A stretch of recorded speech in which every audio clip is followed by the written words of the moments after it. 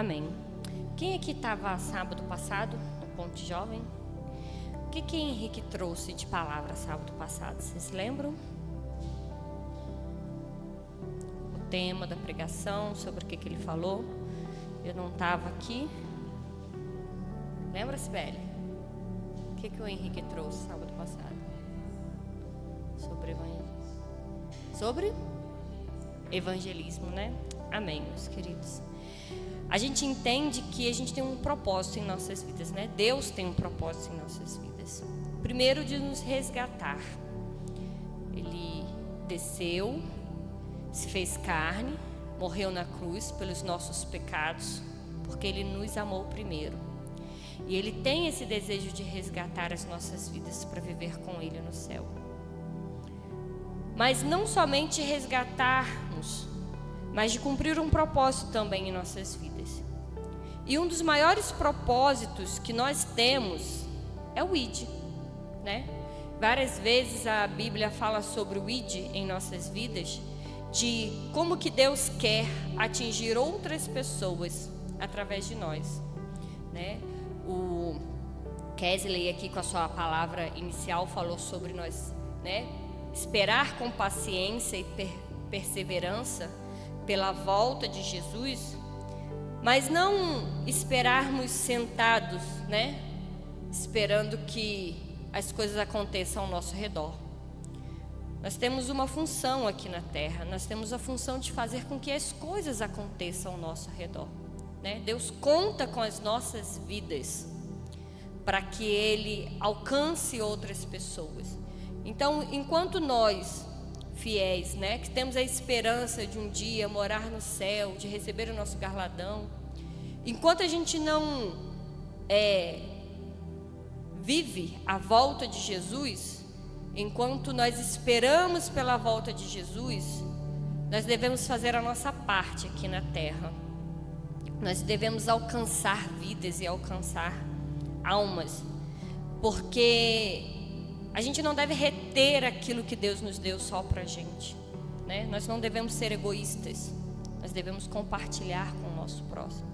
E muitas das vezes aqueles que precisam daquela porção que Deus te deu, é aquela pessoa que você menos imagina. Às vezes ela está caminhando do seu lado e é aquela pessoa, às vezes, dentro da sua casa. Muitas das vezes quando a gente pensa assim em evangelismo, né? Ah, eu tenho um ministério de evangelismo. Ah, eu vou para a Amazônia, eu vou para Angola, eu vou para os Estados Unidos, eu vou para o Chile, porque o meu ministério é evangelismo. Mas o evangelista, ele não se resume nessas missões que muitas das vezes as igrejas, né, mantêm esses evangelistas, esses missionários, que nós chamamos de missionários. Muitas das vezes nós podemos ser evangelistas dentro da nossa casa, no bairro onde nós moramos, na escola onde nós frequentamos, no nosso trabalho. É a nossa missão. Deus conta com as nossas vidas para sermos essas pessoas onde Ele vai nos usar para alcançar mais almas. Amém, meus queridos?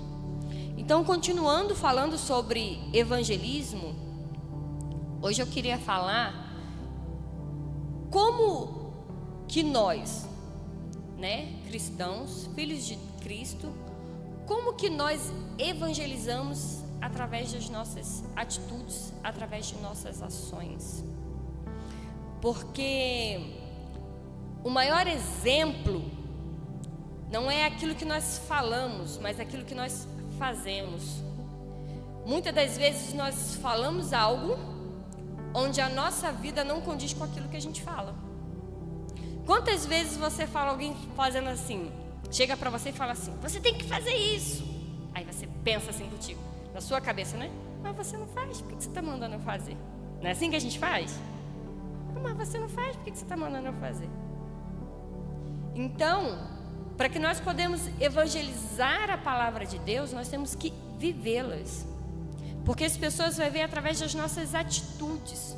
Se aquilo que nós falamos condiz com aquilo que nós somos. Guarde essa frase no coração de vocês. Aquilo que você falar tem que ser conduzido pelaquilo que você faz. Se o que você faz não é o que você fala, você não é exemplo para ninguém. Uma coisa ela tem que estar ligada na outra. Então, se você fala da palavra de Deus para os seus colegas, para os seus parentes, e você tem uma postura totalmente ao contrário daquilo que a palavra de Deus fala, você pode ter certeza que aquilo que você está falando está entrando aqui no ouvido dele e saindo pelo outro. Porque a primeira coisa que ele vai pensar é: você não faz o que você está falando para eu fazer. Se não é assim, por que eu vou na igreja?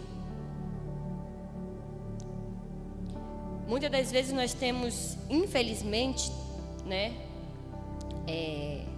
Acho que foi o pastor Drauzio, se eu não me engano, que ele conta uma vez que, não sei de quem que eu ouvi isso, que um menininho, uma criança, ela queria morar na igreja, ela não queria ir embora para casa. E aí o pastor foi perguntar àquela criança, né, por que ela não queria ir embora para casa. Aí aquela criança falou assim: pastor, porque quando a gente está aqui na igreja, o meu pai é tão legal, mas quando a gente chega em casa ele é totalmente diferente. E muitas das vezes isso acontece conosco. Nós colocamos o pé aqui dentro do templo, nós somos uma pessoa.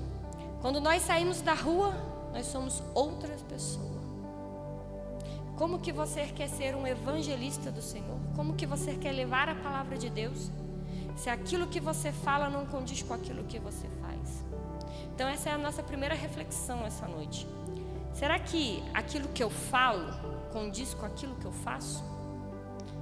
Será que as minhas ações refletem aquilo que eu falo? Vou pedir para vocês abrirem a palavra em 1 Pedro, capítulo 1. Nós vamos ler versículo 3 ao 5. 1 Pedro 1, 3. Diz assim. Isso aqui é a epístola de Pedro. Pedro foi um dos discípulos de Jesus, né? Pedro Simeão, que é conhecido aí pelo seu temperamento forte.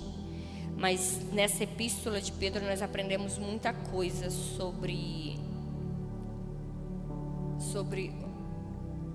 representar Cristo em nossas vidas. E aí ele fala no versículo 3, fala assim: bendito seja Deus e Pai do nosso Senhor Jesus Cristo, que segundo a sua grande misericórdia nos resgatou, nos regenerou para uma viva esperança, mediante a ressurreição de Jesus Cristo dentre os mortos, para uma herança que não pode ser destruída, que não fica manchada, que não murcha e que está reservada nos céus para vocês. Versículo 5. Que são guardados pelo poder de Deus, mediante a fé, para a salvação, preparada para ser revelada no último tempo. Então, a primeira coisa que nós devemos entender é que Deus nos regenerou. Jesus nos regenerou através da sua morte de cruz. E hoje nós temos esperança da nossa salvação e da vida eterna, porque isso ele é guardado para aqueles que o amam e que têm fé nele. Então esse é o nosso primeiro entendimento, quem nós somos em Cristo Jesus. Fomos regenerados por ele. Já não somos mais quem nós éramos antes. Hoje nós somos uma nova criatura. Hoje nós somos novas pessoas. E como nós mudamos de velha criatura, né? Na verdade nós mudamos de criatura para filho. Com isso vem também uma transformação em nossas vidas. Nós já não somos mais aquela pessoa que vivia no pecado, que tinha prazer no pecado. Hoje nós somos filhos, pessoas que buscam santidade todos os dias. Nós não somos santos, nós buscamos pela santidade. E com isso tem que vir uma transformação de vida, uma transformação de atitude, uma transformação de relacionamento. Antes nós não tínhamos relacionamento com o Pai, hoje nós temos um relacionamento contínuo, todos os dias com Ele. E através desse relacionamento que nós temos com Ele, nós também temos que ter uma transformação de vida. Cada vez mais nós temos que estar parecido com Ele. Cada vez mais nós temos que estar próximo àquilo que Ele foi aqui na terra. Lá no mesmo capítulo de Pedro, no 14 e 15, no versículo 14 e 15, fala assim, ó: como filhos obedientes, não vivemos conforme as paixões que vocês tinham anteriormente, quando ainda estava na ignorância. Pelo contrário, assim como é santo aqueles o que chamou, seja santo vocês também em tudo em que fizer. Quem nos regenerou? Quem nos chamou? Jesus. Assim como Ele foi santo, assim também nós somos chamados para ser santos junto com eles. Nós não vivemos mais pelas paixões da carne. Essa é a primeira característica visível que um evangelista tem que ter. É largar as paixões da carne. É não viver segundo a vontade da carne. É viver segundo a vontade de Deus na vida dele. Conforme eu for falando aqui sobre parecer com Cristo, sobre estar próximo ao Cristo, eu gostaria que vocês fossem fazendo uma autoavaliação. Cada coisa que eu for falar aqui, reflita dentro de você. Se isso é algo que você pratica, se isso é algo que você demonstra, se isso é algo que você vive. Então, a primeira coisa que nós temos que observar aqui é que um evangelista, ele tem que cada vez mais parecer com Cristo, cada vez mais estar próximo à santidade.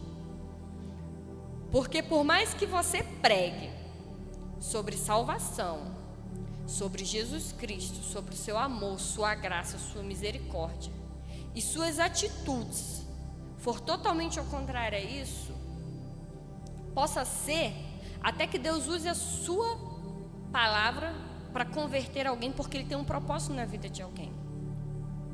Mas não vai ser através da sua vida, sobre o seu testemunho. Porque a palavra de Deus fala, não sei se vocês conhecem a história de Balaão, que Deus teve que usar a mula para falar com Balaão, porque ele não estava enxergando o anjo do Senhor. Então Deus pode usar qualquer pessoa. Não acha que é porque você pregou e alguém aceitou a Jesus que você é o máximo, você é o cara. Não, Deus pode usar qualquer pessoa. Deus pode usar até um ímpio, um bêbado. Eu tem uma amiga minha que ela foi num show do Kid Abelha e ela era desviada, e um refrão lá que o Kid Abelha cantou lá numa música, Deus falou com ela através daquele refrão, e ela começou a chorar, e ela entendeu que Deus estava falando com ela, e ela voltou para os caminhos do Senhor. Então, não é porque agora eu sou um evangelista, eu vou falar da palavra de Deus, a pessoa vai se converter, eu sou o cara. Não é isso. Não se prenda a isso. Pelo contrário, seja um evangelista todos os dias para todas as pessoas que olharem para vocês. Seja uma testemunha viva daquilo que Deus fez na sua vida. Que as pessoas possam olhar para você e falar assim: caraca, como Kerlon mudou. Se fosse antigamente, Kerlon já tinha entrado nessa briga aqui, já tinha batido em todo mundo. Caraca, como a Regiane é outra pessoa. Vocês têm visto isso? Procura através da atitude de vocês, da vida de vocês, que fala muito mais, o exemplo ele arrasta muito mais do que palavra. E Jesus ele deixou né, vários exemplos, ele nos ensina na palavra de Deus como ser parecido com ele. E ele só não ensinava através de palavras, como ele praticava aquilo que ele falava. Queria que os irmãos abrissem em João, livro de João 13, capítulo 13, lá no versículo 12.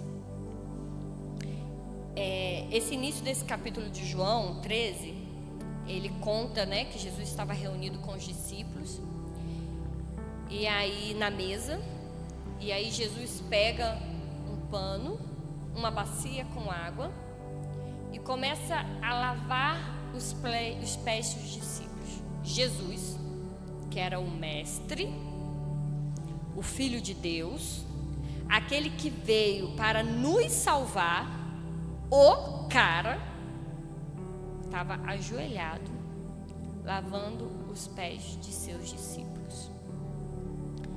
E aí no versículo 12 fala assim: depois de ter lavado os pés, Jesus pôs de novo as suas vestimentas e, voltando à mesa, perguntou-lhe: vocês compreendem o que eu lhe fiz? Vocês me chamam de mestre e de Senhor, e faz bem, porque eu sou. Ora, eu, sendo o Senhor, o mestre, lavei os pés de vocês.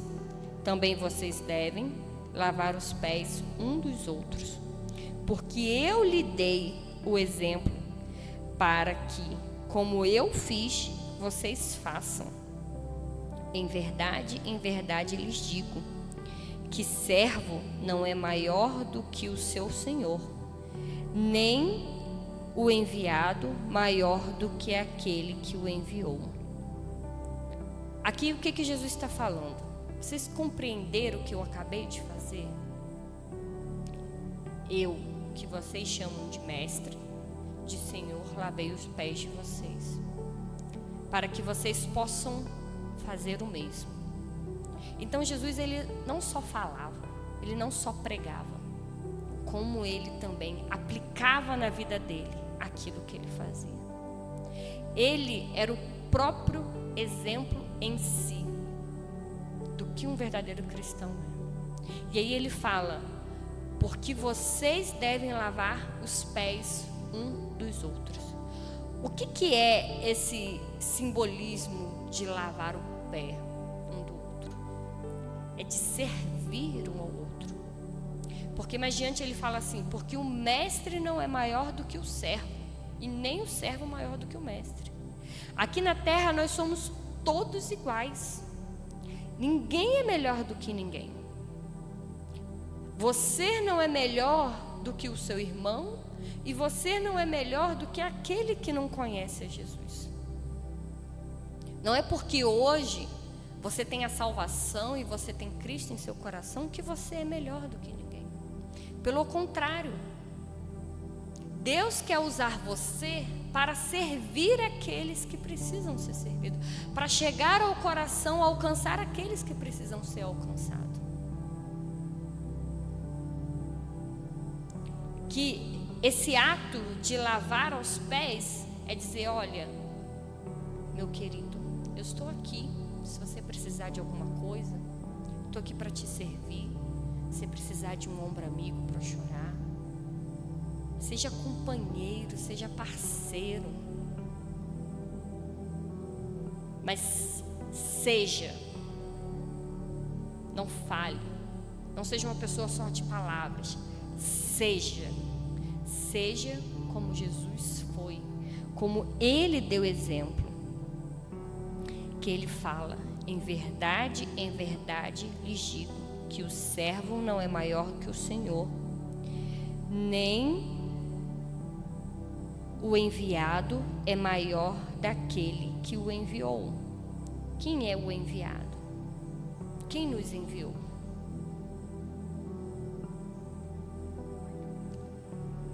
E ele fala: não falo a respeito de todos vocês, pois eu conheço aquele que escolhi, mas é para que se cumpra a Escritura. Aqui ele falou, nesse caso, quando ele falou assim, não falo a respeito de todos, porque ali na mesa Judas se encontrava ali. E Jesus já sabia que Judas ia trair. Então, quando ele fala assim, não fala a respeito de todos vocês, porque eu conheço aquele que escolhi. Jesus conhece cada um de nós, porque Ele nos escolheu primeiro. Não fomos nós que aceitamos Ele em nossas vidas. Ele nos escolheu e nos separou. Então, que nós tenhamos Jesus como exemplo em nossas vidas. Voltando lá para o livro de Pedro.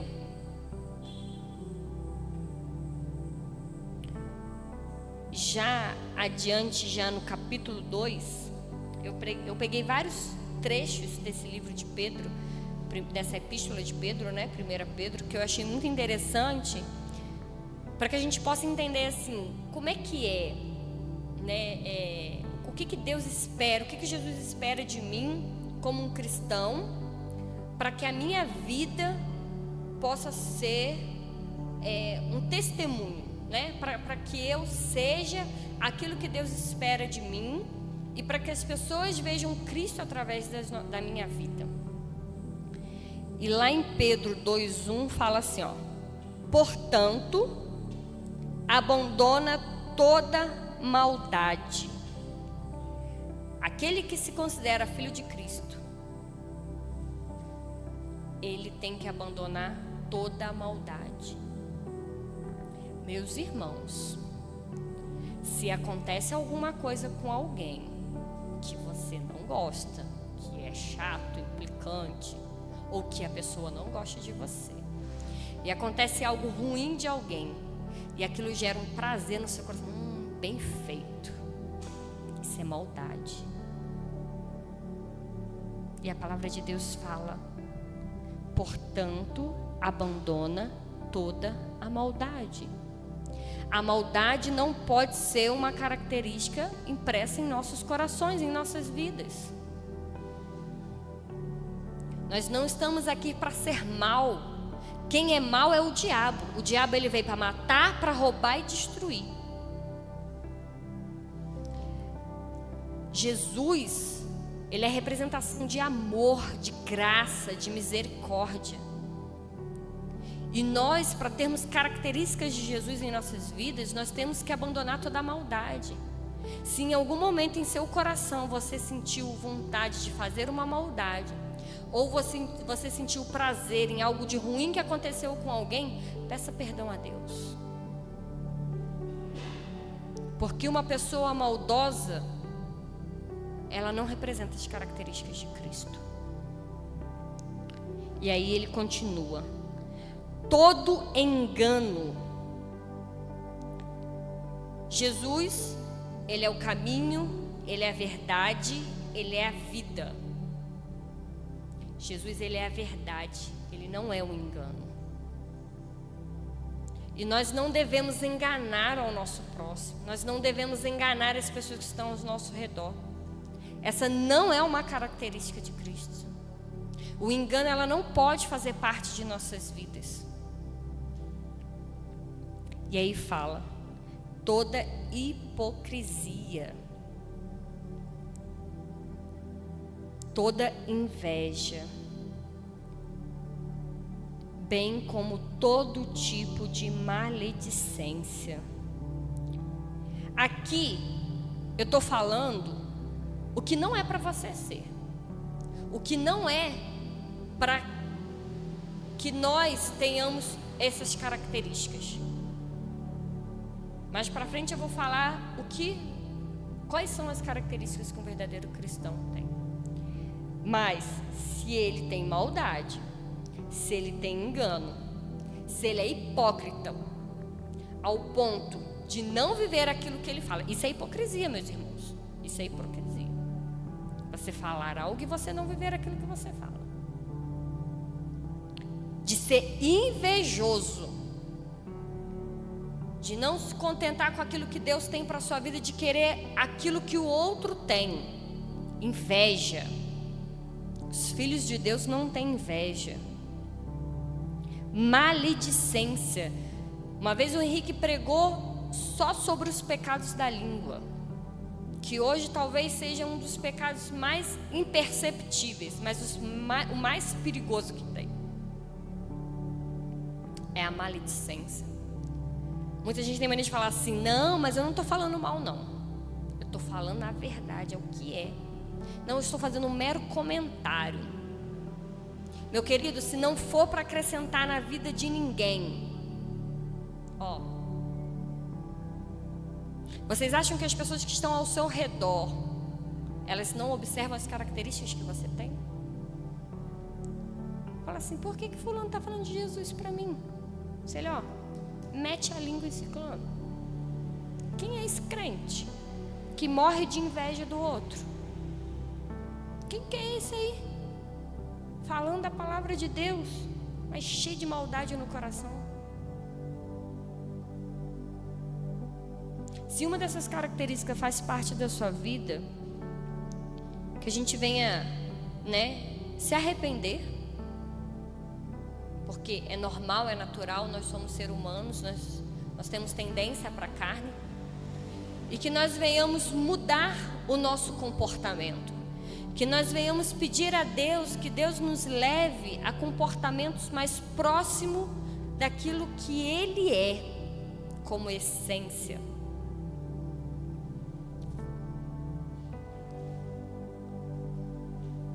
Mas que a nossa conduta venha a ser mudada a cada dia.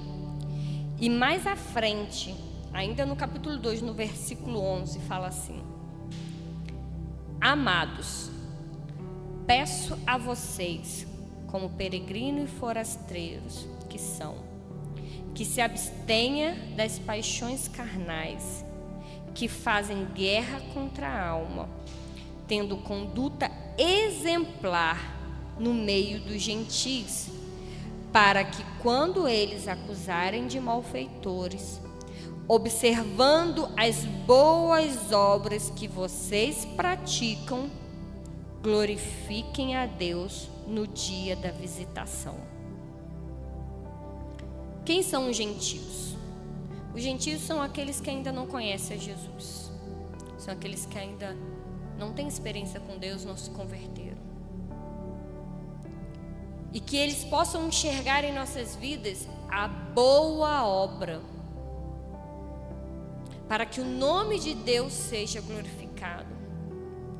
Mas para que nós venhamos exercer a boa obra, nós precisamos nos abster das paixões carnais, para que nossa conduta seja exemplo, para que a nossa conduta seja a boa obra.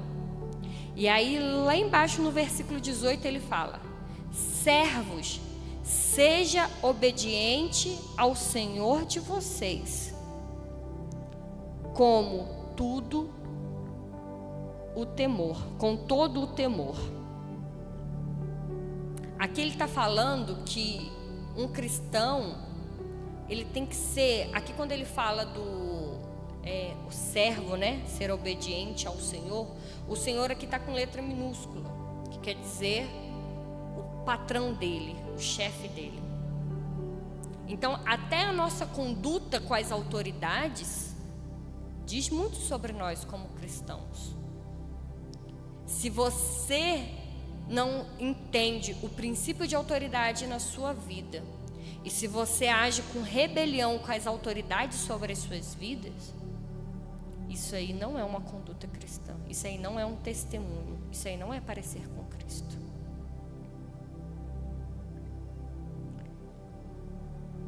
E aí, continuando no 11, 12 eu já li, E aí mais à frente, lá no capítulo 3, e ele continua.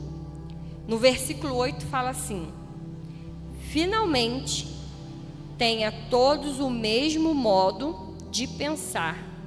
Aí agora ele vai falar de como se comportar. Antes eu falei das características que nós não devemos ter. Agora nós vamos falar de como comportarmos. Finalmente, tenha todos o mesmo modo de pensar. Seja compassivo. O que é compassivo? Compassivo é a pessoa que leva paz naquele ambiente, uma pessoa passiva. Que aonde você esteja, você possa levar paz naquele ambiente. Que você não seja uma pessoa que leve confusão, contenda. Que você seja uma pessoa agradável de se estar. Que as pessoas olhem para você e falem assim: eu gosto de estar perto de fulano.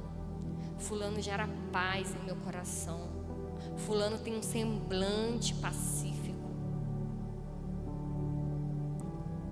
Que a gente possa ser essa pessoa que transmita a paz do Senhor nos ambientes, em nossas vidas.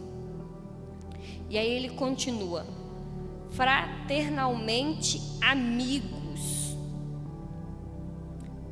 Meus queridos, eu queria falar sobre essa fraternalmente amigos, que muitas das vezes as pessoas confundem. Amizade, né? Que nós possamos ser uma pessoa, que nós venhamos ser receptiva com as pessoas. Se uma pessoa está passando por uma dificuldade, um problema, se essa pessoa está precisando de oração, que nós venhamos ser receptivos a essas pessoas, que nós venhamos ser aquele amigo que vai falar a verdade, que vai confrontar. Não é aquele amigo que passa a mão na cabeça do outro, que vai falar o que o outro quer ouvir, não. Se ela está errada, se ela está em pecado, a gente confronte ela, fala: meu irmão, você precisa mudar, meu querido, você precisa mudar. Deixa Deus entrar no seu coração. Que a gente possa levar o amor de Deus. Mas não amigo ao ponto de sentar na roda dos escarnecedores, de mudar a nossa conduta por causa da nossa amizade. Que nós venhamos ser pessoas amigáveis, mas que as nossas amizades não venham a transformar as nossas vidas. Pelo contrário, que nós venhamos transformar a vida das pessoas através da nossa amizade. Que nós não venhamos nos corromper, querer ser amigo demais daqueles que não merecem da nossa amizade, ao ponto de nos corromper. Não, que a sua amizade, a sua fraternidade, venha mudar e transformar a vida de outras pessoas. E aí ele continua: misericordioso.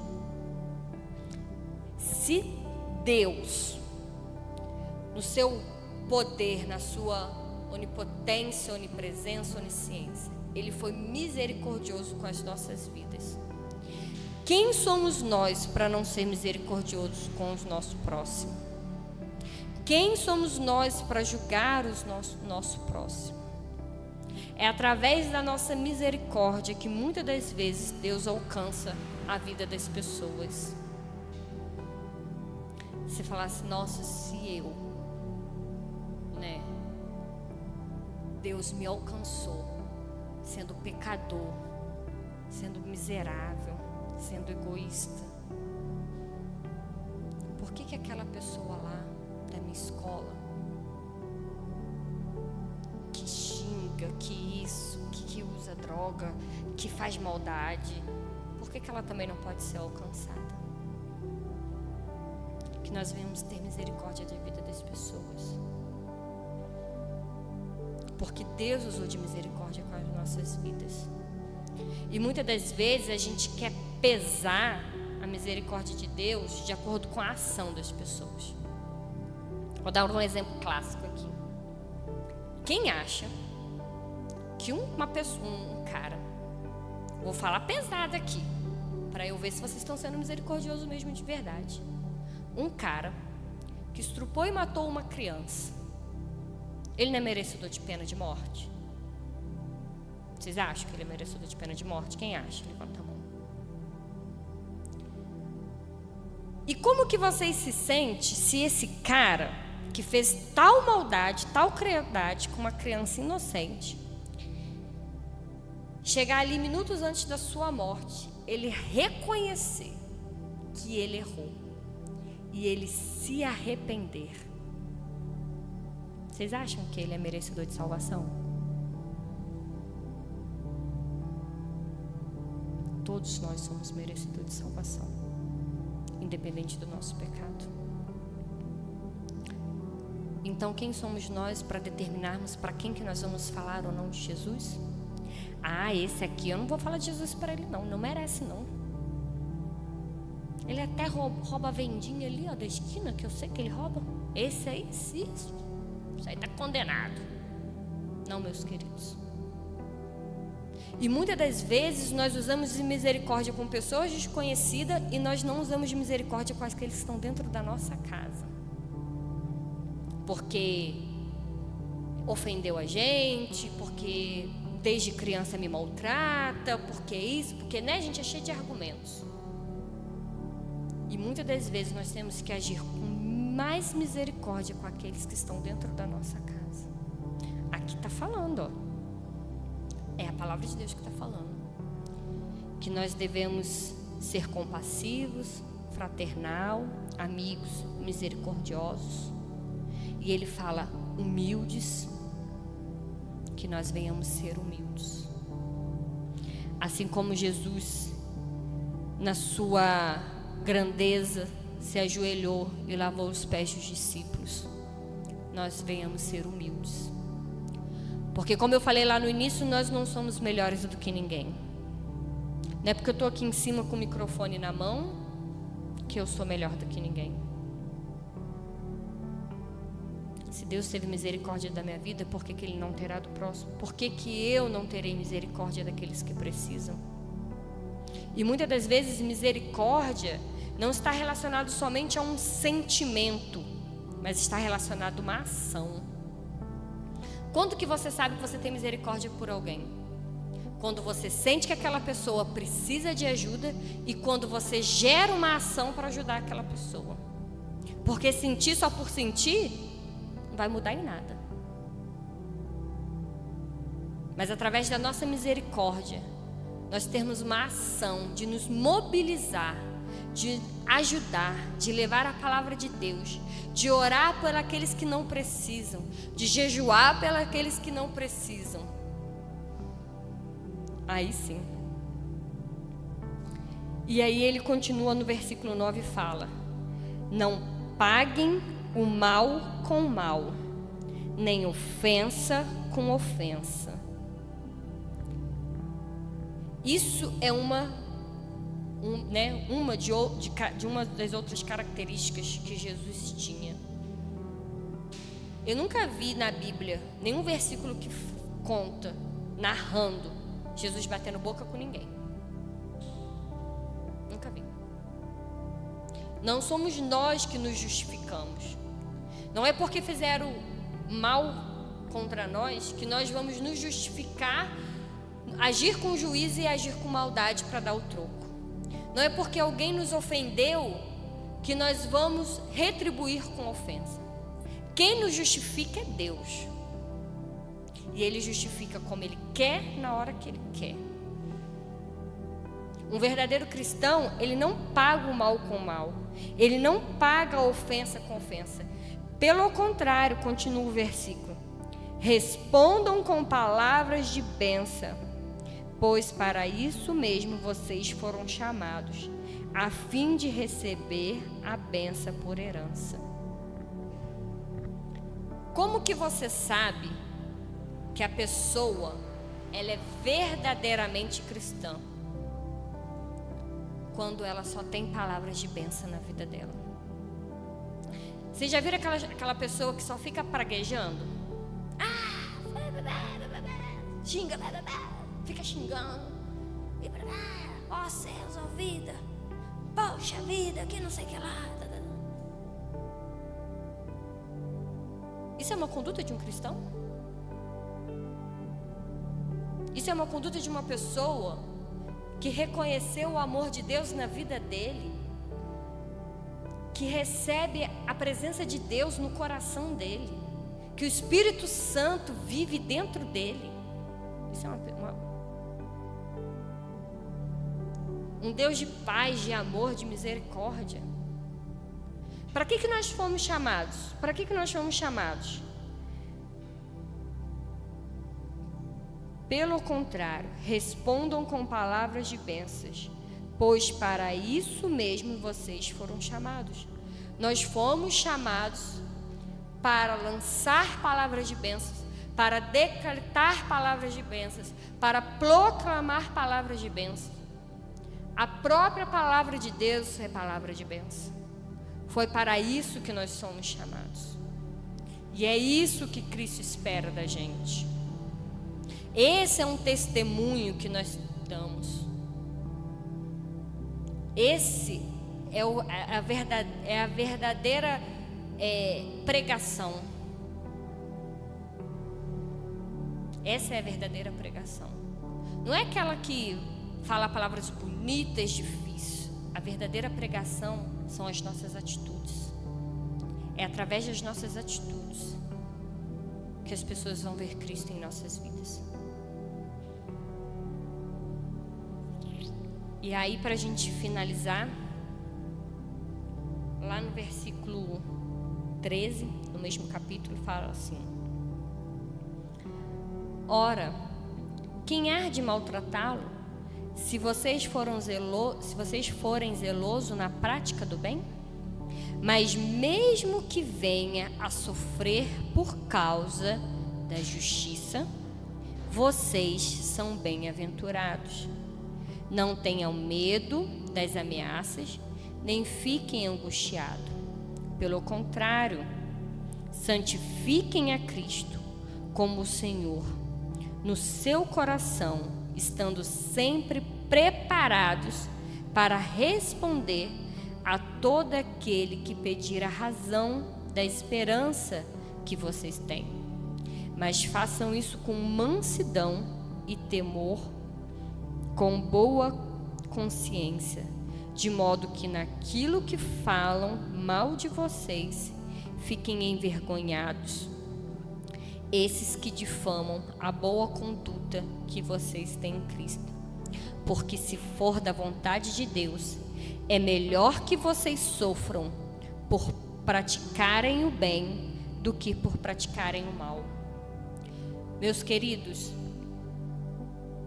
mesmo que vocês tenham uma boa conduta, um bom testemunho, vocês ainda sofrerem perseguição, não desanimem.